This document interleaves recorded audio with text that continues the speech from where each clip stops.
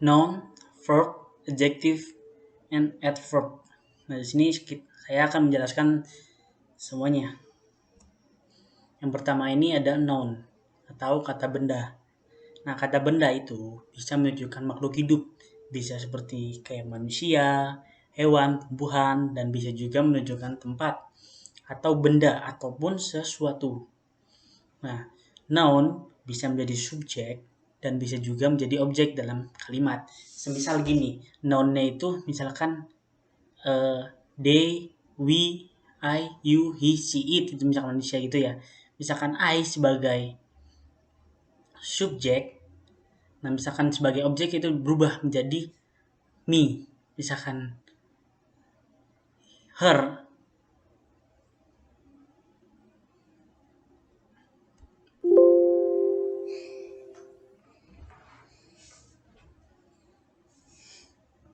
Noun, verb, adjective, and adverb.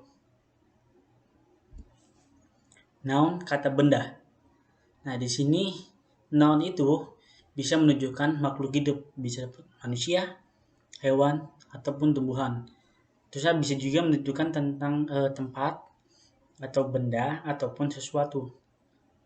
Noun bisa menjadi subjek, bisa juga menjadi objek dalam sebuah kalimat. Terus noun ada yang countable, terus ada juga yang uncountable. Countable dapat dihitung dan uncountable tidak dapat dihitung. Terus noun tuh ada yang konkret yang bersifat nyata, ada juga yang abstrak bersifat tidak nyata.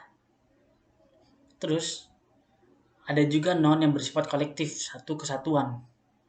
Terus ada bentuk noun, ada yang single noun, compound nouns, dan non precis. Nah, countable or uncountable, terus concrete or abstract. Nah, di sini saya akan menjelaskan. Yang pertama ini ada countable.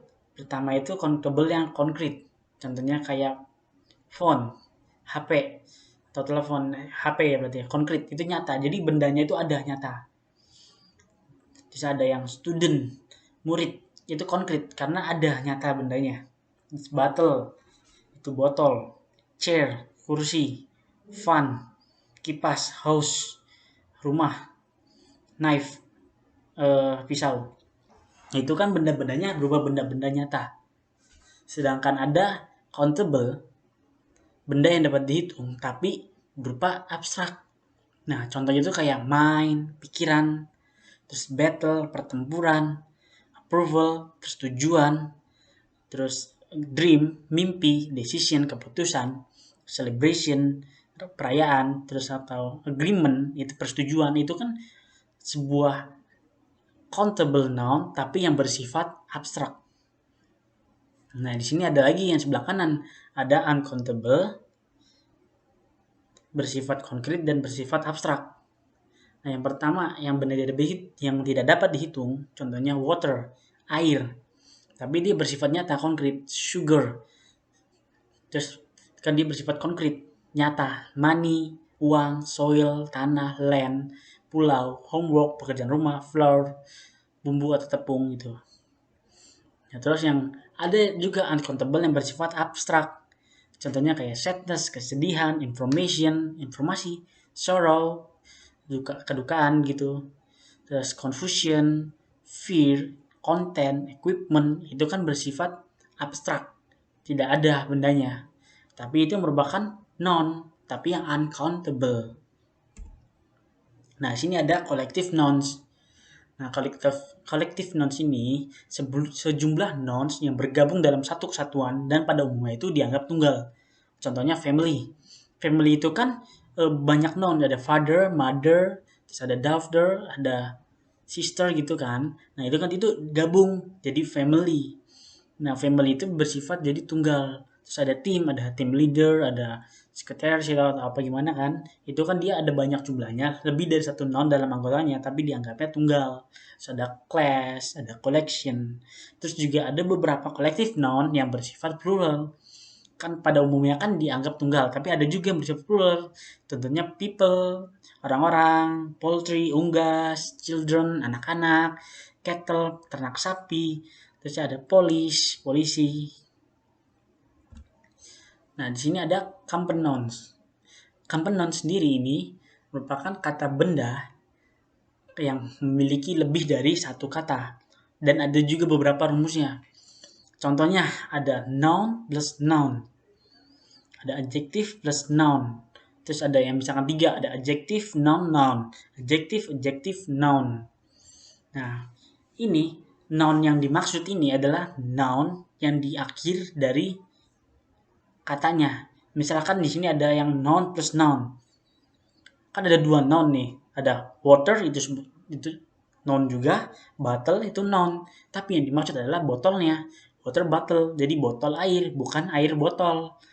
Bukan airnya, tapi si botolnya. Dan terusnya ada juga nih yang kedua, musik studio. Yang dimaksud itu studionya, bukan musiknya.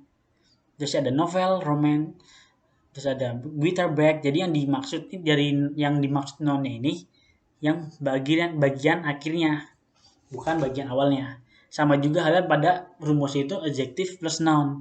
Misalkan big fan, kipas besar. Big itu kan termasuk adjective, fun-nya itu noun. Jadi yang dimaksud itu fun-nya, bukan big-nya. Terus ada beautiful girl, ada red dress, expensive car. Nah, terus ini ada contoh yang lebih dari 3. Lebih dari 3, ada yang 3 kata. Contohnya itu popular EDM artist. Nah, popular itu termasuk adjektif, terkenal. Terus EDM itu termasuk noun. Nah, terusnya artis termasuk noun juga. Nah, yang dimaksud itu bukan EDM ya, tetapi si artisnya yang nounnya. Nah, terus yang kedua ada expensive, itu termasuk adjektif. Guitar itu termasuk noun, back-nya termasuk noun. Jadi adjektif plus noun plus noun. Nah, yang dimaksud ini bukan gitarnya, tapi si tasnya. Karena tas itu di bagian belakangnya. Nah, terus ada beautiful young lady. Nah, ini termasuk adjective plus noun. Beautiful termasuk adjective, young termasuk adjective, lady termasuk noun.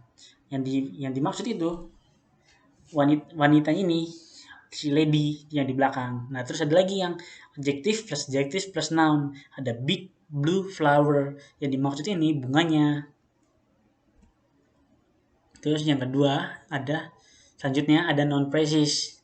Nah, non precis itu kata benda dari potongan kalimat. Sebagai contoh itu the man with black hat.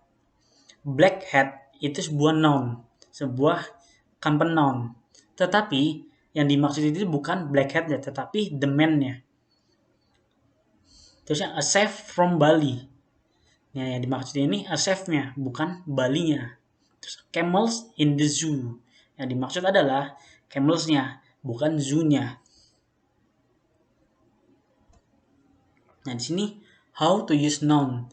Nah, yang pertama ada single noun. Ini ada contohnya, I feed my dog every day. Nah, I di sini itu single noun. My dog juga single noun yang sebagai objek. Terus every day. Terus the knife itu berarti kan single noun. Is being sharpened, sedang diasah.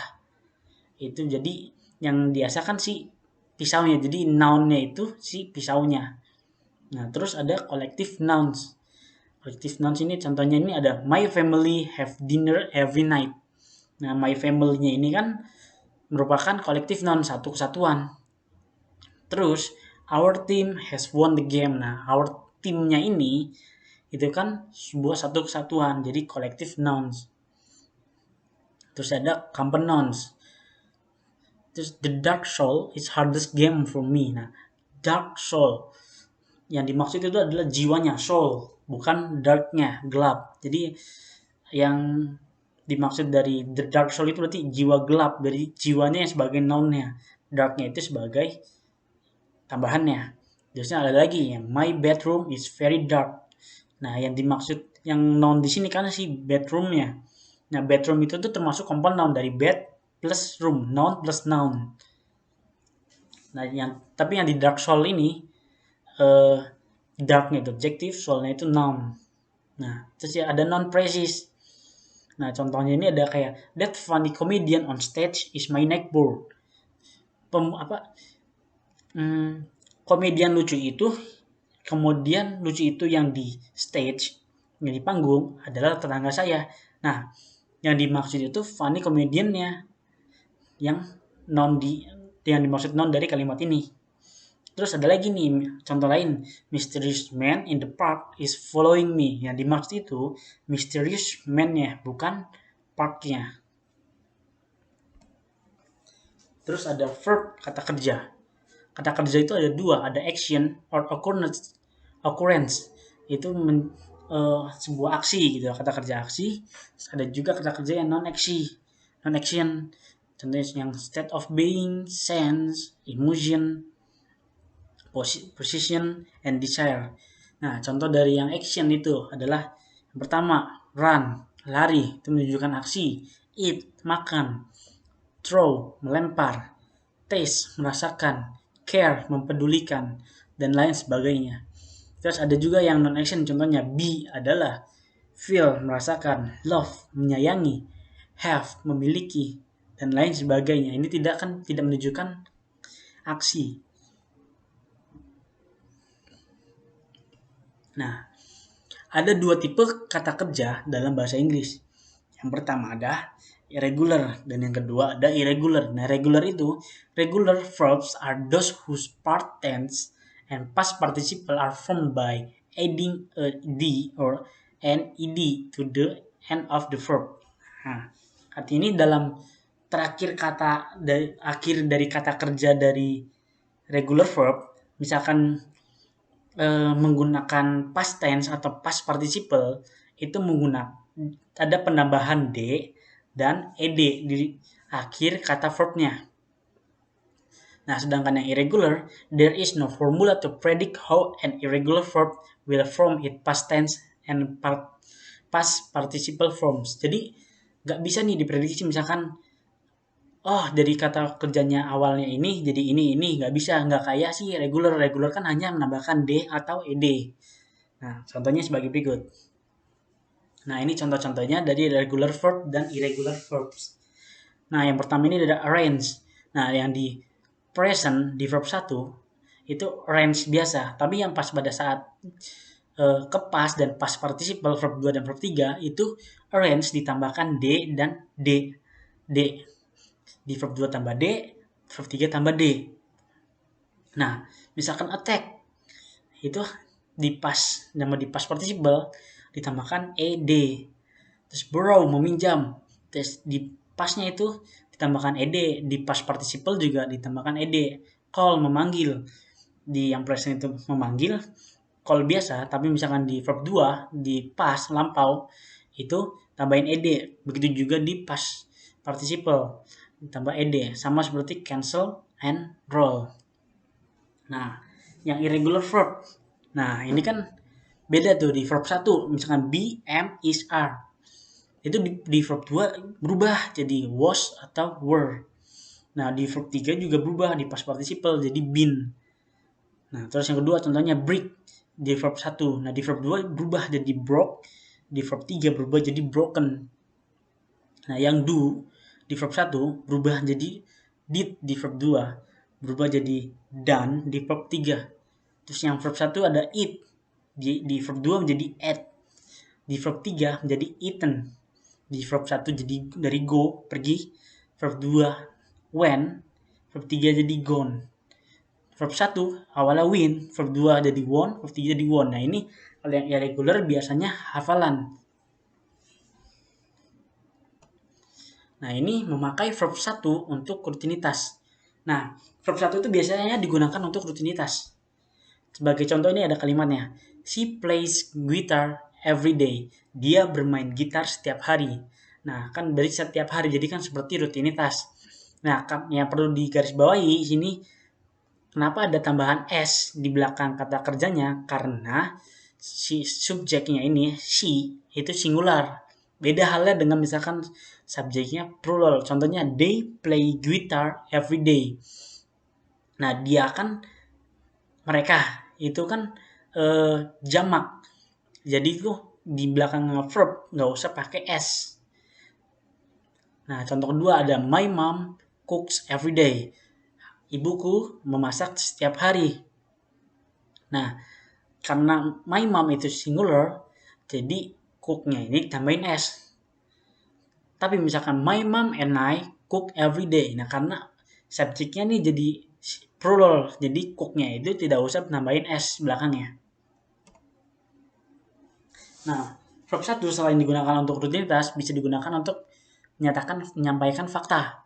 Misalkan, she is a teacher, dia adalah guru, itu kan sebuah fakta.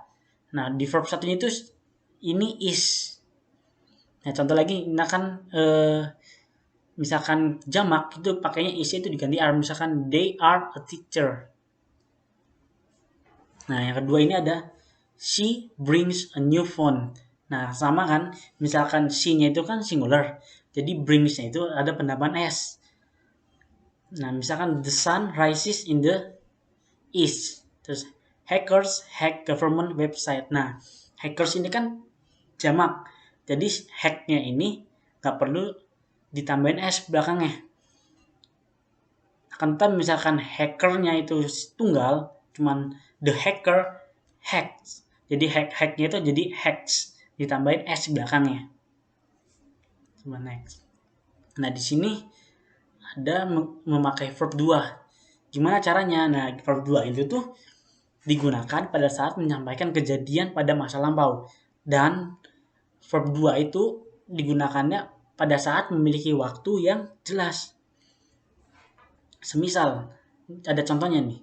Ada she ate. Nah, jadi kan verb 2 kan. Yang verb awalnya jadi eat berubah jadi ate.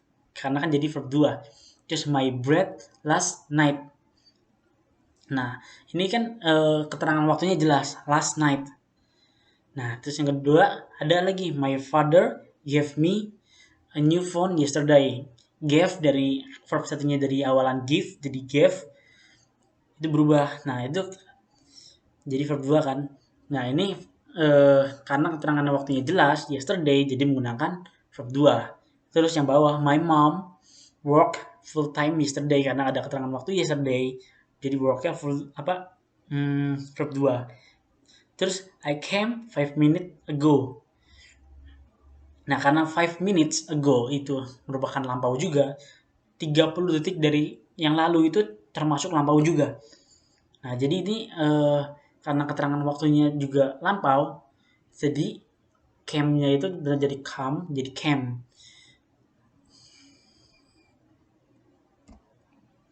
Nah, terus ini memakai verb 3. Verb 3 digunakan pada saat menyampaikan sesuatu yang terjadi pada masa lampau, sama seperti verb 2, akan tetapi tidak memiliki waktu yang jelas. Nah, pada saat menggunakan verb 2 itu menggunakan waktu yang jelas, tapi kalau verb 3 itu nggak ada waktu yang jelas. Misalkan, I have finished my homework. Saya sudah menyelesaikan pekerjaan rumah saya. Nah, ini kan nggak ada keterangan waktu jelas ya. Jadi finish-nya itu termasuk ke verb 3. Jadi menggunakan jadi verb 3. Karena nggak punya keterangan waktu yang jelas. Terus ada contoh lagi. She has visited the ancient museum. Dia telah mengunjungi museum purba. Nah, karena nggak ada keterangan waktu yang jelas kapan dia mengunjunginya, jadi menggunakan verb 3. So, they have booked a new computer. Jadi nggak ada keterangan waktu juga kan di sini. Jadi menggunakan verb 3. Jadi dia sudah membeli komputer baru, kan nggak tahu kapan. Nah, jadi kesimpulannya kan verb 1 itu digunakan untuk rutinitas atau fakta. Verb 2 digunakan untuk masa lampau dan memiliki waktu yang jelas, sedangkan verb 3 itu sama seperti verb 2, akan tetapi tidak memiliki waktu yang jelas. Nah, di sini ada adjektif, kata sifat. Adjektif itu ada 2, ada quality of a noun dan quantity of noun. Nah, adjektif ini kan menjelaskan noun, jadi kan quality of noun, jadi kualitas dari kata benda. Nah, terus ada quantity ya, kuantitas dari kata benda, karena adjektif itu selalu menjelaskan noun. Berbeda dengan adverb nanti. Adverb itu menjelaskan verbnya. Nah, yang contoh pertama ini ada quality of noun. Nah, di sini ada delicious, lezat, itu merupakan adjektif. Tapi misalkan kita ingin berbicara lebih lezat dibanding delicious, lebih dari lezat ini, ada penambahan kata more delicious. Tetapi kita ingin menyampaikan lebih lezat lagi dari more delicious, bisa menggunakan most delicious, paling lezat. Sama halnya kayak seperti difficult.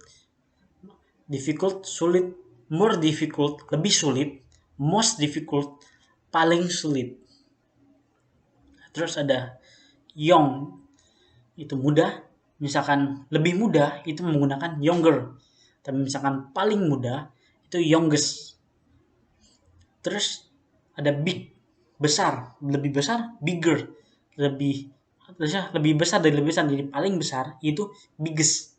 Nah, quality of noun ini termasuk kayak seperti color, warna, misalkan blue, white, black, red, yellow, terusnya gray, purple, pink, orange, itu termasuk ke adjektif juga. Terus size juga termasuk adjektif kayak small, big, terusnya huge, large, itu termasuk ke adjektif juga. Terus ada feelings juga termasuk adjektif yang termasuk ke quality nouns kayak sad, happy, terusnya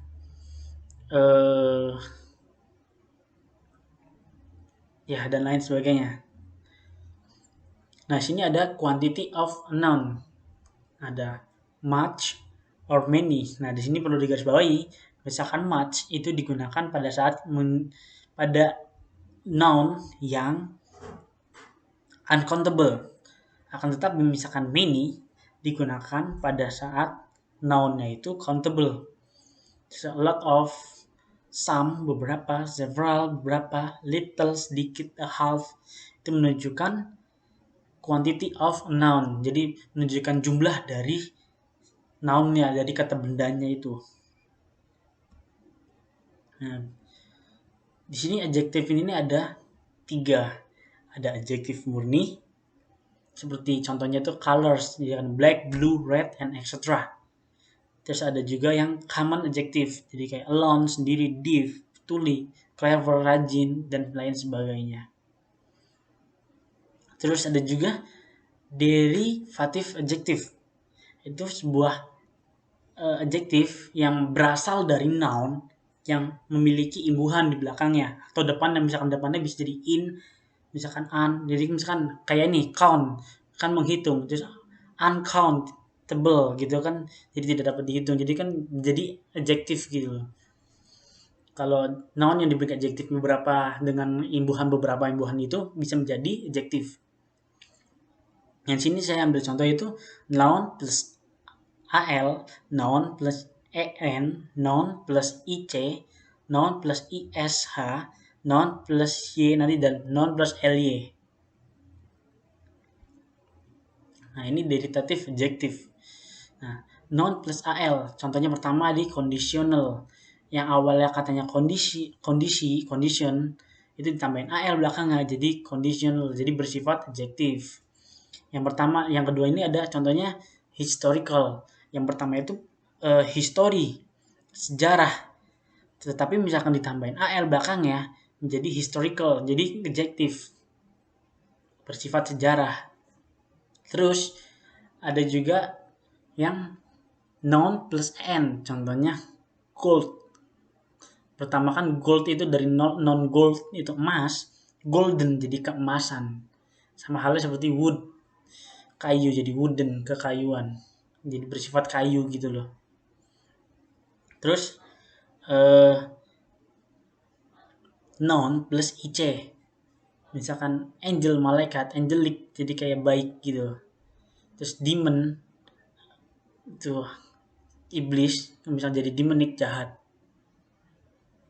Terus ada juga noun plus ish, self, terus misalkan tambah ish jadi self kan diri, terus misalkan tambah ish selfish jadi egois, child itu anak, tapi misalkan ditambahin is belakangnya menjadi childish itu kekanak-kanakan, jadi adjektif.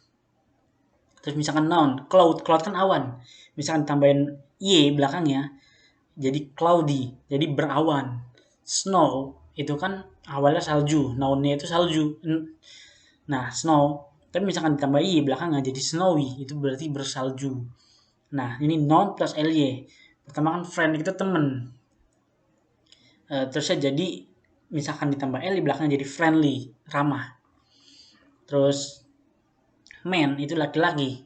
Tapi misalkan tambahin manly jadi jantan gitu loh.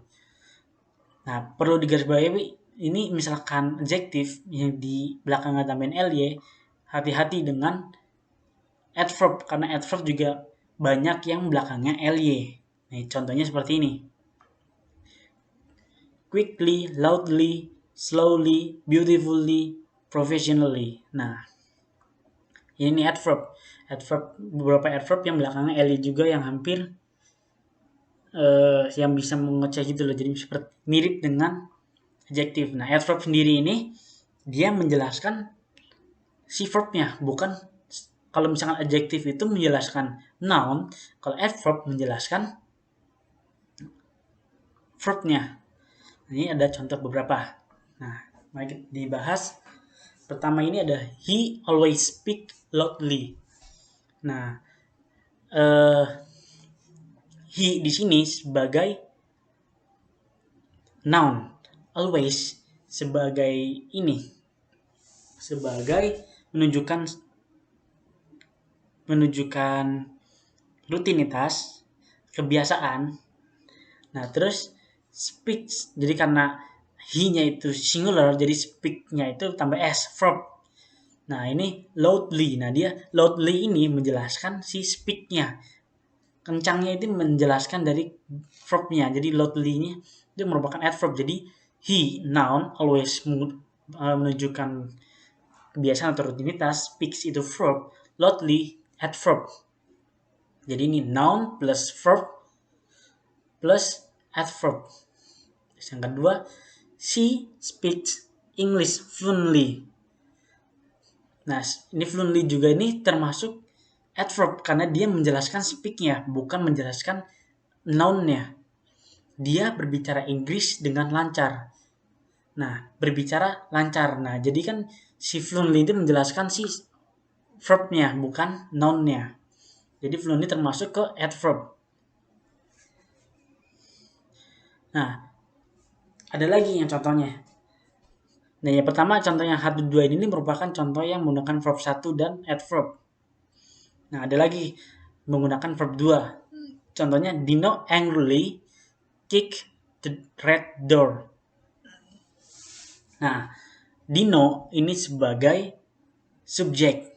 Angrily itu sebagai adverb yang menjelaskan tentang kick, menendang. Nah, menendang apa? The red door. The red door ini sebuah noun yang sebagai objek. Red-nya itu sebagai adjektif, door-nya sebagai noun. Nah, ini ada lagi contoh lagi. She want to go to the new cinema yesterday.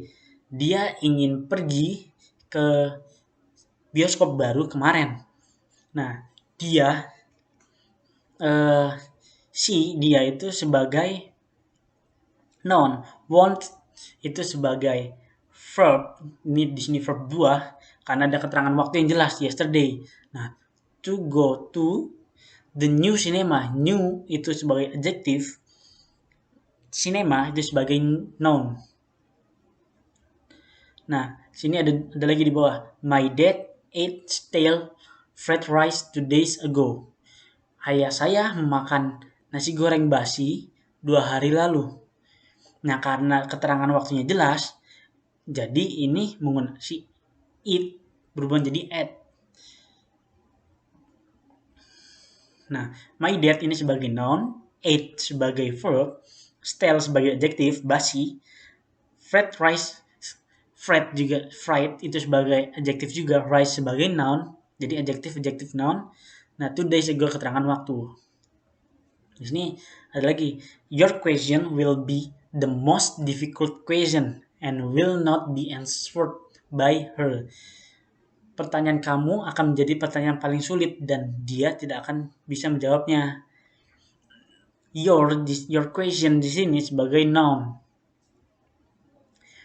Nah, terus will be the most difficult, yang akan menjadi pertanyaan yang paling sulit. Most ini tuh kan paling difficult, yang seperti yang dibahas tadi. And will not be answered by her. Nah, terus ada lagi contoh ini, they have bought a new expensive computer. They di sini sebagai noun. Ini karena verb 3 perfect, dia sudah membeli, jadi have bought itu jadi buy menjadi bought. Terus a new expensive. Nah, new expensive adjective computer noun. Jadi new expensive itu terdiri dari adjective dan noun.